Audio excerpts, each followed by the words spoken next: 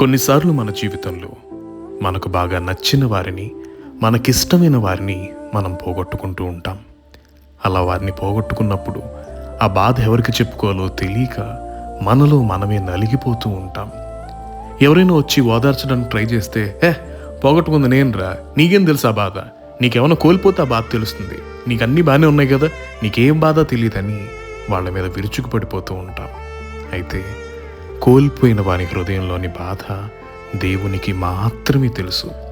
దేవుడికి ఎలా తెలుస్తుందండి, దేవుడి జీవితంలో ఏమైనా కోల్పోయాడా ఏంటి అని అనుకుంటే, ఆయన తన బిడ్డల్ని కోల్పోయాడు. తినొద్దు అన్న పండు తినటం వల్ల ఆదాముని, ఆ పాపం నుంచి కాపాడడానికి యేసుక్రీస్తుని, ఇంకా లోకంలోనే పడిపోతూ ఇంకా ఆయన చెయ్యి వదిలేస్తూ అనుదినం అనుదినం అనుదినం పడిపోతున్న నిన్ను నన్ను. సో పోగొట్టుకున్న వారి బాధ ఎలా ఉంటుందో ఆయనకి తెలుసు కాబట్టి ఆయన ఎలా అయినా ఆ బాధను భర్తీ చేయటానికి నిన్ను వెతుక్కుంటూ వస్తాడు, నీకు తోడుగా ఉంటాడు, నీకు అండగా నిలబడతాడు.